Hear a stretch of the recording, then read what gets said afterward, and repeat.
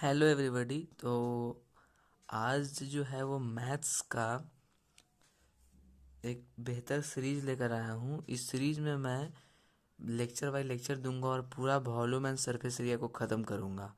बहुत सारे लेक्चर्स दूंगा इसके अंदर, लगभग 5-10 लेक्चर्स लग जाएंगे। इसको देखना मस्ट है, आप लोग ज़रूर देखिएगा। तो आज हम लोग दरअसल शुरू करने वाले हैं volume and surface area. Volume and surface area को हम लोग शुरू करेंगे और जानेंगे कि वॉल्यूम का मतलब क्या होता है, सरफेस एरिया का मतलब क्या होता है, और अलग अलग फिगर का, जैसे rectangle, I mean cuboid, cube,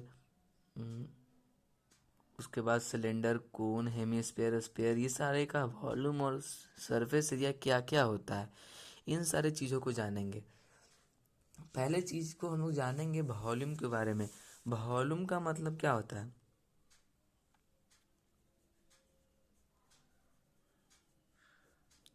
volume का मतलब यदि हम लोग सिंपली यदि देखें तो वॉल्यूम का मतलब होता है यहाँ पे कि कोई चीज़ जो है वो कितना लंबा है, कितना चौड़ा है और कितना ऊंचा है। कोई चीज़ कितना लंबा है, कितना चौड़ा है और कितना ऊंचा है, मीन्स कहने का हुआ कि 3D फिगर बनेगा। क्या बनेगा? 3D figure. बात को समझे तो 3D फिगर कहने का मतलब यहाँ पर तात्पर्य हुआ कि कोई कोई ऐसा चीज जो है जिसका लंबाई है उसके पास, चौड़ाई भी है, और उसका जो पार्ट है वो थोड़ा सा ऊपर की तरफ उठा हुआ है। दैट मीन्स हम लोग समझेंगे कि वह जो है वो वॉल्यूम को ले रहा है, यानी कि घेर रहा है। यदि हम लोग एग्जाम्पल के तौर पे बात करें, यहाँ पे एक मेरे पास क्यूबॉइड है, तो क्यूबॉइड का ये वाला जो पार्ट है, मान के चलें ये लेंथ हो गया। सिंपली समझे तो यह जो है वो लेंथ हो गया और यह जो है वो ब्रेथ हो गया। और देखिए यहाँ पे ये इतना जो ये जो है इसका क्या हो गया? हाइट हो गया कि नहीं हो गया हाइट? यही ना। तो इतना जो पार्ट है, इतना जो पार्ट है, इतना ये एयर में भी जगह को ले ले रहा है। जितना भी चीज थिंग्स है, वो सारा चीज जो है वो एयर में तो स्पेस लेगा ही। इसका मतलब है कि हर एक थिंग के पास वॉल्यूम अपना होता है। इसी को समझ गए। सरफेस एरिया की बात करें तो सरफेस एरिया कहने का मतलब कि सरफेस का एरिया, यानी कि सरफेस का एरिया कहने का मतलब कि यह सरफेस कहने का मतलब क्या होता है? एक प्लेन एरिया, एक प्लेन एक प्लेन एक तरीके से देखा जाए तो एक प्लेन पार्ट, एक तरीके से पूरा, जहाँ पर कोई भी यदि लाइन ड्रॉ करे और उस लाइन को यदि आप उसको दूसरा जगह पर रिप्रेजेंट करें तो वो लाइन कहीं पर स्क्रैच्ड ना हो, वो लाइन कहीं पे टेढ़ा ना हो, वो लाइन सीधा हो, यदि दूसरा चीज़ पर रिप्रेजेंट किया जाए तो सरफेस एरिया का मतलब यह हुआ कि एक प्रकार का प्लेन। तो यहाँ पर हम लोग को कितना प्लेन दिखने को मिल रहा है? एक प्लेन है कि नहीं? एक प्लेन है। नीचे भी एक प्लेन होगा तो दो प्लेन हो गया, इधर 3 प्लेन, 4 प्लेन, 5 प्लेन, 6 प्लेन। इस क्यूबाइड के अंदर 6 प्लेन्स हैं, यानी कि जितना प्लेन उतना सरफेस। इसका मतलब है कि 6 सरफेस हुआ। तो ये जो सरफेस है, प्रत्येक सरफेस का एरिया ही सरफेस एरिया कहलाया जाएगा। प्रत्येक सरफेस का एरिया ही सरफेस एरिया कहलाया जाएगा, और जोड़ देंगे तो वो सरफेस एरिया कहलाया जाएगा। सिंपली यदि समझे तो एक सरफेस का एरिया ये हो गया, एक सरफेस का एरिया ये हो गया, ऐसे ऐसे जुड़ते जुड़ते जब पूरा का सरफेस का एरिया जोड़ देंगे तो एक इस पूरे फिगर का सरफेस एरिया बता देगा कि ये जो क्यूबॉइड शेप है, इस क्यूबॉइड शेप का सरफेस एरिया क्या है। तो वॉल्यूम से यदि यही समझना है कि वैसा चीज जो स्पेस में भी, स्पेस यानी कि कहने का मतलब कि एयर के अंदर जगह को घेर रहा होगा, स्पेस ले रहा होगा, इसका मतलब कि वही वॉल्यूम है उसका, वही वॉल्यूम है, वही वही। ऐसे में बात किया जाए तो यूनिट की बात करी जाए, वॉल्यूम की यूनिट की बात करी जाए तो इसका होता है मीटर क्यूब। मीटर क्यूब बना कहाँ से? मीटर इंटू, देखिएगा एक्सपोनेंट में आप लोग पढ़े होंगे कि मीटर क्यू है, यानी कि m का पावर 3, यानी कि m into M into M. इसका मतलब देखिए कि यदि हम इसको ऐसे लिख दे तो कोई दिक्कत नहीं होगा, 1 metre into 1 metre into 1 metre. इसका मतलब क्या हुआ, मीटर क्यूब का मतलब क्या हुआ कि कोई वस्तु 1 मीटर चौड़ा है, 1 मीटर लंबा है और 1 मीटर ऊंचा है, यह मतलब हुआ इस चीज़ पर फोकस करें तो वॉल्यूम एंड सरफेस एरिया में वॉल्यूम का मतलब क्या होता है कि कोई वस्तु जितना लंबाई है, चौड़ाई है और ऊंचाई है, तीनों को हम लोग मल्टीप्लाई कर दिए, जो प्रोडक्ट आया मल्टीप्लाई करके वही उस थिंग का जो है वॉल्यूम होता है। वॉल्यूम ध्यान से बात करें, एकदम वॉल्यूम को एकदम दिमाग के अंदर एकदम घुसेड़ लेना है कि दिमाग के अंदर भी स्पेस भर जाए। इस चीज़ को समझे, वॉल्यूम क्लियर हो गया, सरफेस एरिया क्लियर हो गया। सरफेस एरिया समझ गए, प्रत्येक चीज का जो सरफेस है ना उसका एरिया को ही सरफेस एरिया कहेंगे। वॉल्यूम समझ गए, सरफेस एरिया समझ गए, कंसेप्ट को समझ गए, मतलब चैप्टर को समझ जाएंगे। अब हम लोग देखेंगे कि किस किस केस में एग्जाम, देखिए क्वेश्चंस बनना मैथ में ज़्यादा ये डिफिनेशन वगैरह होता है ना, वो सब नहीं देखना होता है। मैथ में ये मत देखिए कि व्हाट इज वॉल्यूम, ये सब क्वेश्चन नहीं आने वाले। मैथ में कॉन्सेप्ट्स को लेकर आएगा क्वेश्चन। तो अब टाइप्स ऑफ क्वेश्चन रहेंगे, उसमें अलग अलग प्रकार के आपको बनाना पड़ेगा। आप उसको तो रट तो सकते नहीं है, लेकिन आप उसको समझ सकते हैं हिंट के द्वारा। तो मैं आपको बताऊंगा कि किस किस केस में वॉल्यूम निकालते हैं और किस किस केस में सरफेस एरिया निकालते हैं। पहला पार्ट हम लोग पढ़ेंगे कि किस किस केस में हम लोग वॉल्यूम निकालेंगे। तो यदि देखें तो हम देखेंगे तो in the following cases we find the volume. ये नीचे कुछ केस दिए गए हैं, उस केस में ही हम लोग वॉल्यूम का वॉल्यूम निकालते हैं। पहला बात करें मास और वेट में। मास और वेट में ध्यान रखिएगा, यदि कहीं वजन का क्वेश्चन में बात कर दिया जाए, मास का बात क्वेश्चन के अंदर वजन का बात कर दिया जाए या भार का बात कर दिया जाए, मास और वेट का बात कर दिया जाए, और या यूनिट जो है वो क्यूबिक यूनिट है। क्यूबिक यूनिट कहने का मतलब कि मीटर क्यूब में आ जाए, सेंटीमीटर क्यूब हो जाए, यानी कि कहीं भी अंदर सेंटीमीटर क्यूब क्वेश्चन के अंदर आ जाए, या मीटर क्यूब आ जाए, या किलोमीटर क्यूब आ जाए, जैसा आ जाए वहाँ पर वॉल्यूम ही निकालेंगे। यूनिट देखकर आप समझ सकते हैं, मास के केस में भी आपको वॉल्यूम ही निकालना है, वेट के केस में भी वॉल्यूम ही निकालना है। और मेन चीज़ की यूनिट देखकर आप पता कर लीजिए, जब कुछ देख कर ना पता चले तो कि क्यू लगा हुआ है, इसका मतलब कि वॉल्यूम ही निकालना है। नेक्स्ट बात करें कैपेसिटी की। कैपेसिटी कहने का मतलब कि क्षमता, किसके अंदर कितना चीज़ आटेगा, उसमें हम लोग कैपेसिटी निकालें, क्या थी, वॉल्यूम निकालेंगे। वॉल्यूम यानी कि कोई चीज़ के अंदर कितना चीज़ आटेगा, कैपेसिटी को पूछ सकता है, क्वेश्चन में पूछ सकता है फाइंड द कैपेसिटी। उस पॉइंट में भी कैपेसिटी जैसे ही देखेंगे उसको डिनोट करना है, दिमाग में यह रिलोड कर लेना है कि कैपेसिटी के टर्म में भी हम लोग को वॉल्यूम ही निकालना है। नंबर ऑफ टाइम्स की बात करें, कितना बार, number of times, number of times कहने का मतलब कि कोई वस्तु के अंदर कितना चीज़ आटेगा, ये सारा चीज़ को हम लोग देखा जाए तो वहाँ पर भी हम लोग निकालेंगे, वॉल्यूम ही निकालेंगे। बट इसके अंदर कुछ केसेस होते हैं डिफरेंट डिफरेंट, वो आपको क्वेश्चन देखेंगे तभी ही पता चलेगा। तो मीन्स कहने का मतलब कि यदि कोई क्वेश्चन के अंदर नंबर ऑफ टाइम्स आ गया है तो इसका मतलब कि वहाँ पर धड़ल्ले से हम लोग वॉल्यूम ही निकालेंगे भाई। नेक्स्ट है मेल्ट एंड रिकास्ट। कोई चीज़ को,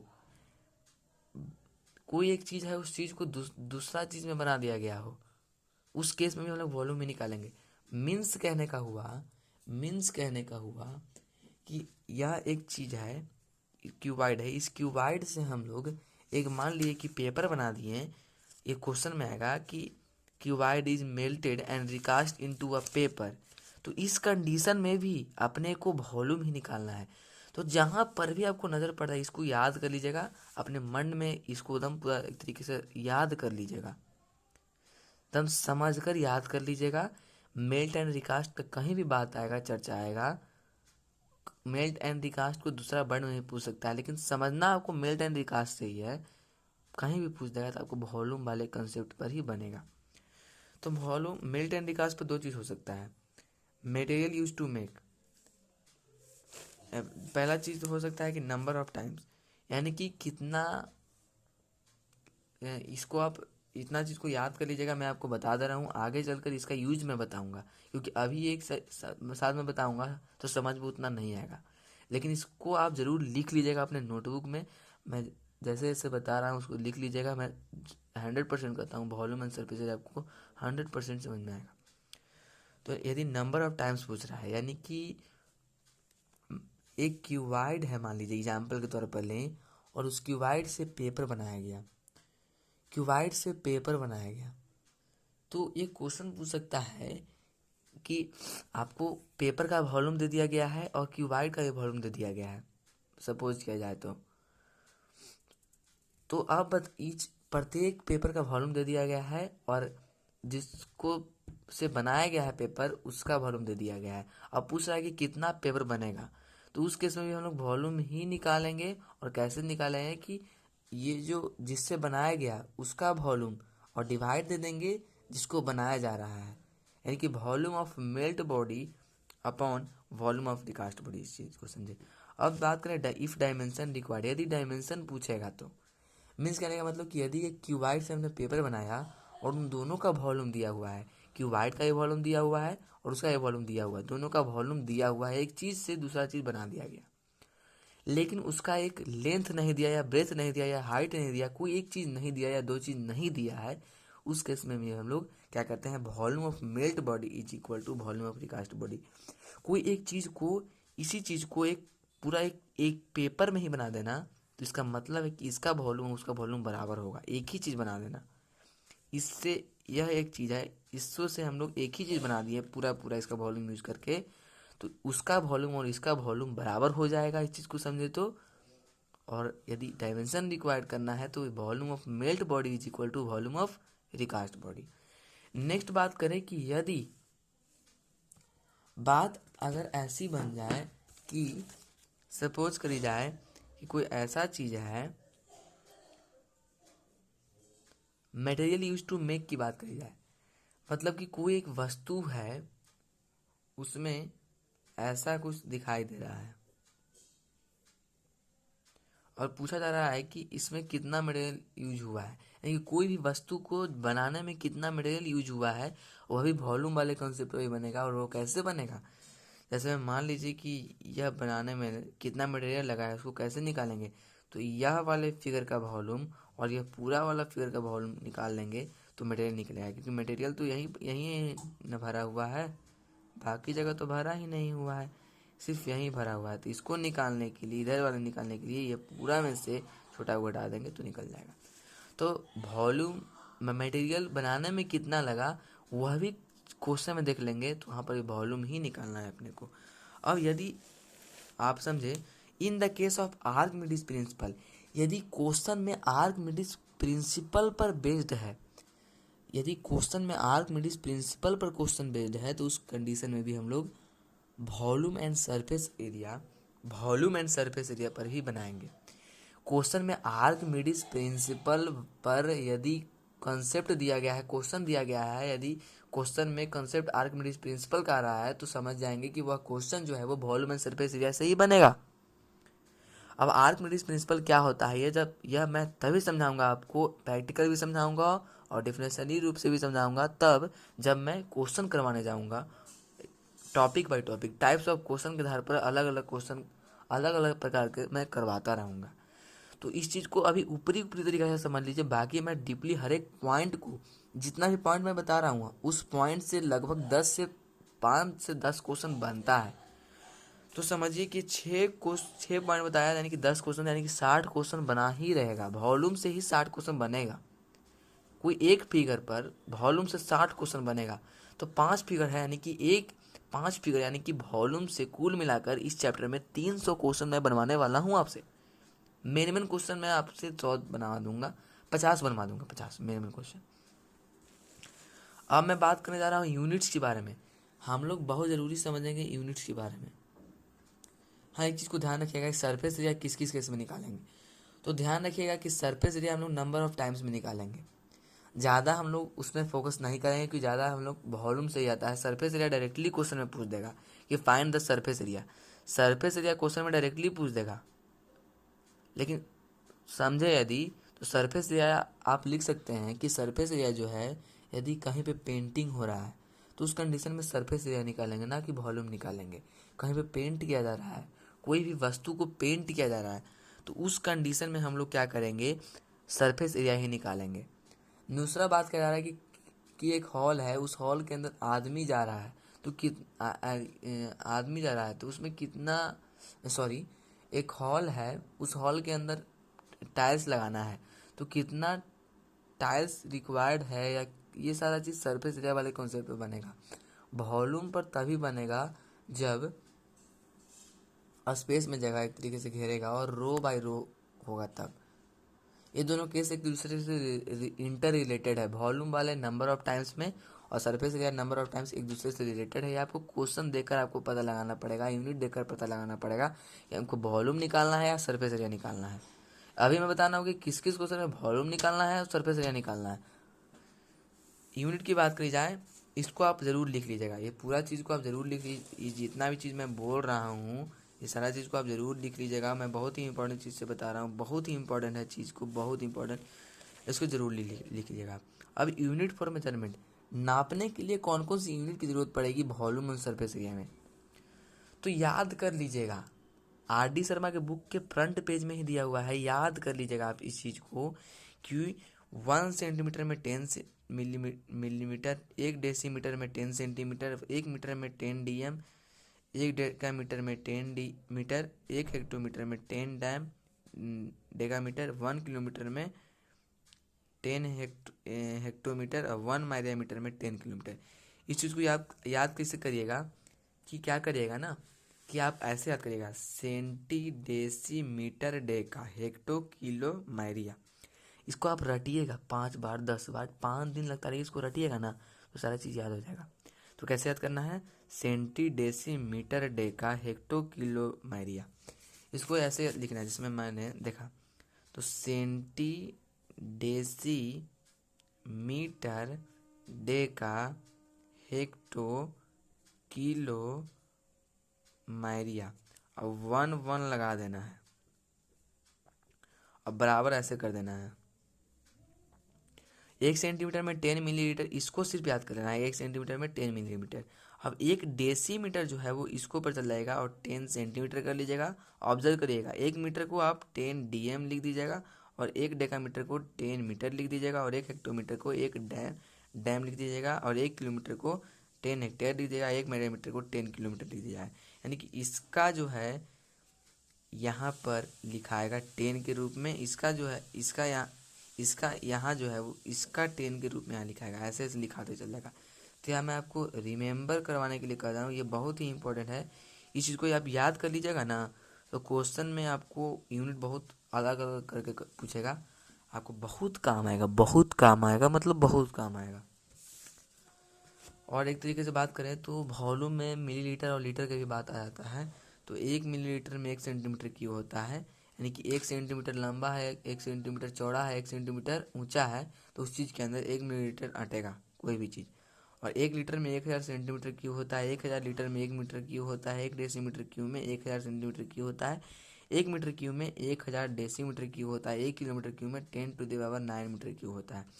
मेनली आपको यदि देखा जाए तो यही 3 का काम आएगा, और यही 3 में से सबसे ज़्यादा काम आएगा आपको ये दोनों सबसे ज़्यादा काम आने वाले, ये वाला और ये वाला सबसे इम्पोर्टेंट है, यह वाला और यह वाला बहुत ही इम्पोर्टेंट है। सबसे ज़्यादा यही दोनों काम आने वाला है। 1 लीटर में 1000 सेंटीमीटर क्यूब और 1000 लीटर में 1 मीटर क्यूब, यानी कि 1 मीटर क्यूब में 1000 लीटर, 1000 लीटर में 1 मीटर क्यूब और 1000 लीटर, एक लीटर में 1000 सेंटीमीटर क्यूब। इस चीज़ को आप याद कर लीजिएगा। नेक्स्ट डे से है जो मैं आपको फार्मूला लिखवाऊंगा और उसको याद करने के लिए दूंगा मैं। आज जो है वो पहला पार्ट था।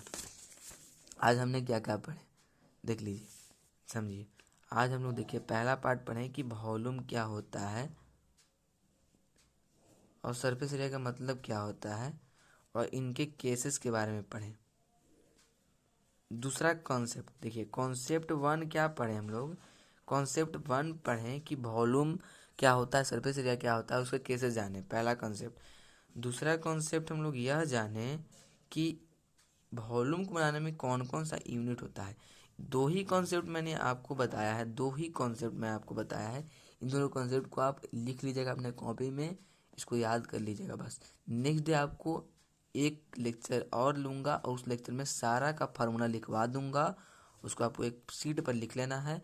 उसके अगले बार से थर्ड लेक्चर से यानी कि तीसरा लेक्चर से मैं क्वेश्चन प्रैक्टिस करवाऊँगा एक मेथड्स कंसेप्ट के साथ, और वो एक क्वेश्चन करवाऊँगा तो उसके एक क्वेश्चन से 5 क्वेश्चन, 10 क्वेश्चन, 11 क्वेश्चन बनेंगे आपसे, और मैं आपको होमवर्क भी दूंगा। तो आज यहाँ पे ख़त्म होता है लेक्चर्स। यहाँ पे लेक्चर नंबर 1 था, ख़त्म होता है यहाँ पर lecture number 1 volume and surface area का। नेक्स्ट डे हम लोग फार्मूला पढ़ेंगे अलग अलग फिगर का, जितना फिगर है सारा फार्मूला लिख देंगे, हम लोग पढ़ लेंगे, याद करेंगे। थर्ड लेक्चर से हम लोग क्वेश्चन पर शुरू हो जाएंगे, हल्ला बोलने लग जाएंगे क्वेश्चन पे। तो चलिए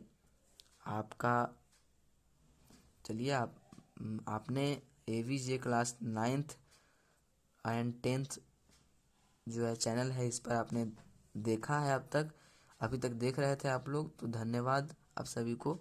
और आप देख रहे हैं तो इसका मतलब कि आप सफल ज़रूर हो जाइएगा। तो थैंक यू, धन्यवाद।